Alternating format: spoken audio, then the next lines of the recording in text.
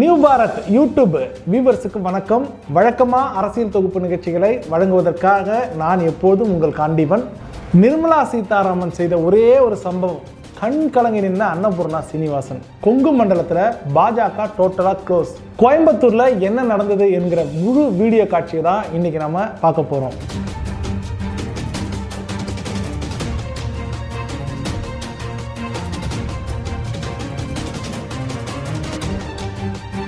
பொதுவாகவே பார்த்தீங்கன்னா ஜிஎஸ்டி தொழில் வர்த்தகம் தொடர்பான ஆலோசனை கூட்டம் அப்படின்னா இந்த சாதாரண மக்களுக்கு பெரிய அளவில் போர் அடிக்கக்கூடிய ஒன்றா தான் இருக்கும். கோயம்புத்தூரில் நடைபெற்ற அந்த ஜிஎஸ்டி தொடர்பான கூட்டத்தை மிகவும் ஜனரஞ்சகமாகவும் கலகலப்பாகவும் மாற்றியவர் தான் கோவையில் இருக்கக்கூடிய அன்னபூர்ணா ஹோட்டலுடைய உரிமையாளர் சீனிவாசன். அந்த வீடியோவை நீங்களே ஒரு முறை பாருங்க. ஒரே பில்லுல ஒரு ஃபேமிலிக்கு டிஃபரெண்டா ஜிஎஸ்டி போட்டு கொடுக்கறது கஷ்டமா இருக்கு. ஒரு பண்ணுக்கு ஜிஎஸ்டி கிடையாது, பண்ணுக்குள்ள ஒரு கிரீம் வச்சுட்டு அதுக்கு 18% ஆயிடும். கஸ்டமர் என்ன சொல்றாரு, நீ கிரீமே ஜானை கொண்டா நானே வச்சுக்கிறேன், ஆனால் நடக்க முடியல. அதனால ஒன்னா எல்லாத்துக்கும் ஒரே மாதிரி ஜாஸ்தி பண்ணிருக்கேன். இன்னொன்னு இதே அம்மா உங்க எம்எல்ஏ அம்மா தான் இதெல்லாம் பண்றது. அவங்க எங்க தொகுதியில் இருக்காங்க, கடையில வடநாட்டில் அதிகம் ஸ்வீட் சாப்பிட்றாங்க, அதனாலதான் அம்மா அதுக்கு 5% காரத்துக்கு 12 பண்ணிட்டாங்க. அப்படியெல்லாம் இல்லை, தமிழ்நாட்டில் ஸ்வீட் காரம் காஃபி அப்படிதான் போகும். அதனால தயவு செஞ்சு அதை கொஞ்சம் கன்சிடர் பண்ணுங்க மேடம். ஒரே கடை, அங்கு ஸ்வீட்டு காரம் பேக்கரி ஐட்டம் விற்கிறாங்க. இந்த வகைகள் அனைத்துக்கும் பார்த்தீங்கன்னா ஒரே ஜிஎஸ்டின்னா எளிதாக இருக்கும். கணக்கு போட்டு பில் அமௌண்ட்டை வாடிக்கையாளர்கள்கிட்ட வாங்கிடவும் முடியும். உதாரணமாக ஒரு ஹோட்டலுக்கு போகிறோம் அப்படின்னா அங்கே சிக்கன் மட்டன் மீன் சாப்பிட்றோம், அனைத்து உணவுகளுக்கும் ஒரே ஜிஎஸ்டி தான். இன்னொரு உதாரணம் பார்த்தீங்கன்னா நான் ஏசி ரெஸ்டாரண்ட்டில் சிக்கன் மட்டன் மீன் என நாம் என்ன சாப்பிட்டாலும் 5% ஜிஎஸ்டியும். அதுவே ஏசி ரெஸ்டாரண்ட் அப்படின்னா 18%. நான் ஏசி ரெஸ்டாரண்ட்டில் சிக்கன் மட்டன் மீன் என நாம் என்ன சாப்பிட்டாலும், அதாவது ஒரு 1000 ரூபாய்க்கு சாப்பிட்டா 50 ரூபாய் ஜிஎஸ்டி வரும். அதே ஏசி ரெஸ்டாரண்ட்டுக்கு போய் சாப்பிட்டோம்னா 180 ரூபாய் ஜிஎஸ்டி வருது. இதில் மீனுக்கு 5%, மட்டனுக்கு 12%, சிக்கனுக்கு 18% அப்படின்ற ஒரு ஜிஎஸ்டியை வச்சிருந்தா 1000 ரூபாய்க்கு ஒருத்தர் சாப்பிட்டு போறாங்க அப்படின்னா அந்த ரூபாயில பாத்தீங்கன்னா சிக்கனுக்கு எவ்வளவு, மட்டனுக்கு எவ்வளவு, மீனுக்கு எவ்வளவு அப்படின்னு கணக்கு பார்த்து அதற்கு உரிய ஜிஎஸ்டியை சேர்த்து வாடிக்கையாளர்கள்கிட்ட வசூலிக்க வேண்டி வரும். இது நிச்சயமா பாத்தீங்கன்னா ஹோட்டல் வச்சுட்டு இருக்கக்கூடிய உரிமையாளர்களுக்கு பெரிய பிரச்சனை தான். வாடிக்கையாளர் ஒருவர் ஒரு முறை கேட்கும் போது பதில் சொல்ல வேண்டி வரும். இதை ஒரு வாடிக்கையாளர் கேட்டாங்கன்னா பரவாயில்ல, ஒவ்வொரு வாடிக்கையாளர்கள் கேட்கும்போது பார்த்தீங்கன்னா ஹோட்டல் உரிமையாளர்களுக்கு இது பெரிய பிரச்சனையாக தான் இருக்கு. இதையே தான் எல்லாருக்கும் சிம்பிளாக புரிகிற மாதிரி தமிழர்களை பொறுத்த வரைக்கும் ஸ்வீட்டு காரம் காப்பி அப்படின்னு சாப்பிடக்கூடியவர்கள் தான். எல்லாத்துக்கும் பார்த்தீங்கன்னா ஒரே ஜிஎஸ்டி என்றால் ரொம்ப ஈஸியாக இருக்கும் அப்படிங்கிறது தான் நிர்மலா சீதாராமன் கிட்ட அந்த அன்னபூர்ணா ஹோட்டல் உரிமையாளர் சீனிவாசன் சொல்லியிருப்பாரு. ஒரு தொழிலதிபரா, ஒரு ஹோட்டல் அதிபரா, இதில் அவங்க அன்னபூர்ணா ஹோட்டல் உரிமையாளர் சீனிவாசன் அவர் எதிர்கொள்ளக்கூடிய அந்த பிரச்சனைகளை மிக அருமையாக எடுத்து சொல்லியிருப்பாரு. பொருட்கள் ஒன்று தான், மாஸ்டர் ஒன்று தான், ஆனால் ஸ்வீட் என்றால் ஒரு ஜிஎஸ்டி, காரம் என்ன ஒரு ஜிஎஸ்டி. இதனால ஒரே கிச்சனில் செய்கிற ஸ்வீட்டு காரத்திற்கு வெவ்வேறு அடக்க விலை வருவதையும் மைண்டில் வச்சுட்டு தான் சீனிவாசன் அந்த வீடியோவில் பார்த்துருப்போம், பேசியிருப்பார்.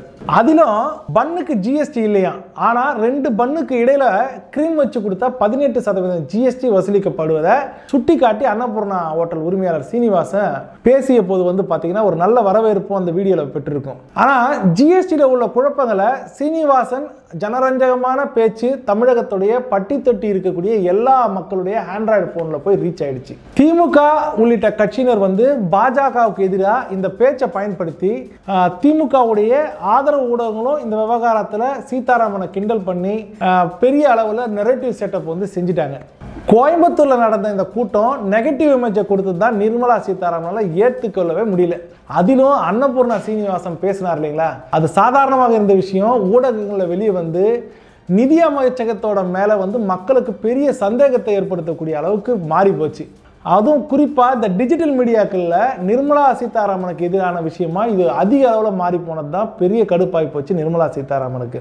பாஜக ஐடி விங்கில் இந்த விஷயத்தை சரி செய்யறதுக்கு எவ்வளவோ ட்ரை பண்ணி பார்த்துருக்காங்க. ஒரு கட்டத்தில் பார்த்தீங்கன்னா பாஜக தரப்பாலும் அன்னபூர்ணா சீனிவாசன் விஷயத்தில் நெகட்டிவ் இமேஜில் இருந்து அந்த தாக்கத்தை தடுக்க கூட முடியல அப்படிங்கிறது தான் உண்மையான விஷயம்.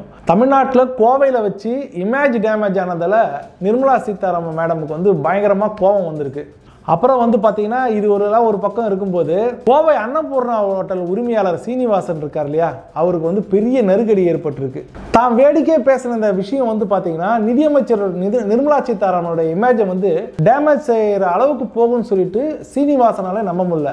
மத்திய அரசோட பாலிசி மேட்டரில் நம்ம பேசின கருத்துக்கள் வந்து மக்கள் மத்தியில் வந்து நெகட்டிவ் தாட்ஸை வந்து உருவாக்கியிருக்கும். இதனால் வந்து பார்த்தீங்கன்னா நம்மளோட தொழிலை வந்து எந்த விதத்திலையும் பாதிப்பு ஏற்படுத்தக்கூடாதுன்னு சொல்லிட்டு சீனிவாசன் ரொம்ப பயந்து போயிருக்கலாம். பிரச்சனை பெருசாகி விடக்கூடாது அப்படிங்கிறதுனால உடனடியாக என்ன பண்ணுறாரு சீனிவாசன் வந்து கோவை தெற்கு எம்எல்ஏ வானதி சீனிவாசனை ஃபோன் பண்ணி கூப்பிட்றாரு.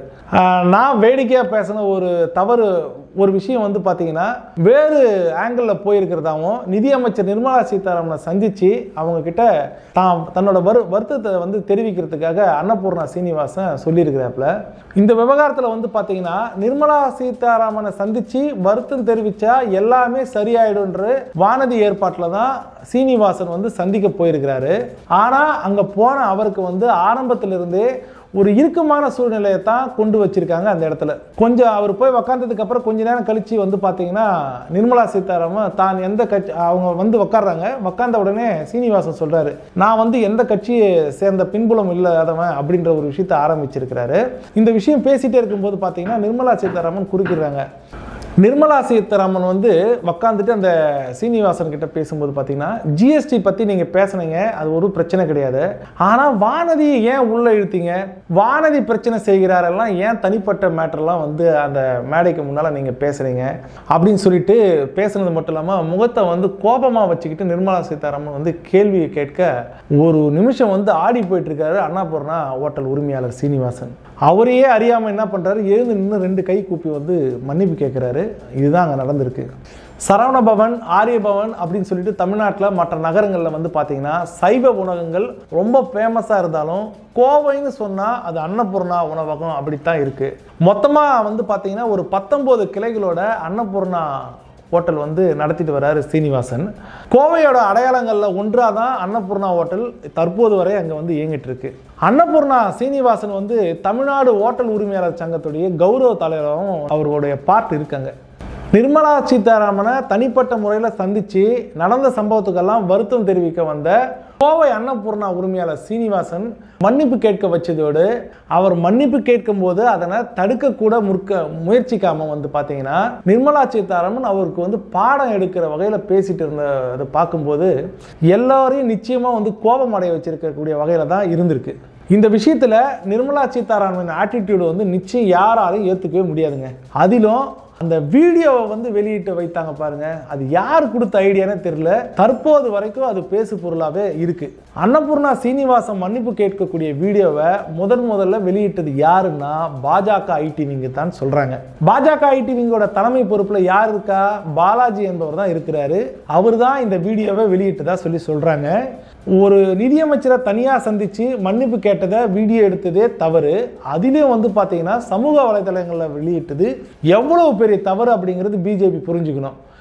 இந்த வீடியோ வெளியான பிறகு வந்து பார்த்தீங்கன்னா அன்னபூர்ணா சீனிவாசன் நிலைமை இன்னும் ரொம்ப மோசமாகி விட்டது அப்படின்னு தான் நம்ம சொல்லணும். கோவையில் பெரும் தொழிலதிபரான சீனிவாசனுக்கு இப்படி ஒரு நிலைமையா அப்படின்னு சொல்லிட்டு கொங்கு மண்டலம் முழுவதும் இது பேசு பொருளாக இருக்கு.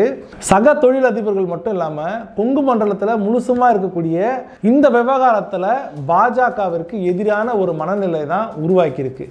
ஒரு ஜிஎஸ்டி பிரச்சனை எடுத்து சொன்னால் அவர் எவ்வளோ பெரிய மனுஷனாக இருந்தாலும் நேரில் கூப்பிட்டு மிரட்டி மன்னிப்பு கேட்ப வைப்பீங்களா? இது எந்த மாதிரியான மனநிலை அப்படிங்கிற ஒரு கோபம் தற்போது கோயம்புத்தூரில் எல்லா மக்களுக்கும் ஏற்பட்டிருக்கு.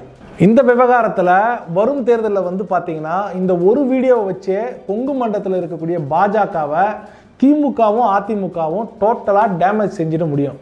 அண்ணாமலை லண்டனில் இருக்கக்கூடிய இந்த நிலையில் இப்படி நடக்கக்கூடாத ஒரு விஷயம் நடந்து விடுது எப்படி அப்படிங்கிறதா ஒரு கேள்வி.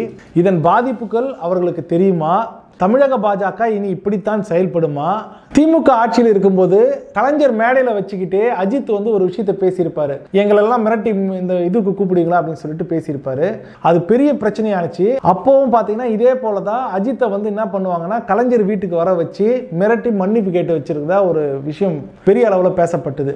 அதோட வீடியோ காட்சி கூட பார்த்தீங்கன்னா சன் டிவியில் வெளியானது. தற்போது வந்து பார்த்தீங்கன்னா பிஜேபியும் திமுகவுடைய ஸ்டைலில் தான் வந்து அன்னபூர்ணா உரிமையாளரை வந்து டீல் செஞ்சிருக்கிறாங்க அப்படின்னு சொல்லிட்டு பேசிக்கிட்டு இருக்காங்க. இதுதான் வந்து தேசிய அரசியலா அப்படிங்கிற ஒரு கேள்வியும் கொங்கு மக்களை தாண்டி தமிழ்நாட்டில் இருக்கக்கூடிய மக்கள் எல்லாருக்கும் எழுந்திருக்கு. மீண்டும் இன்னொரு அரசியல் நிகழ்ச்சி தொகுப்புல உங்களை சந்திக்கும் வரை உங்களிடமிருந்து விடைபெறுவது எப்போதும் போல் உங்கள் காண்டீபன்.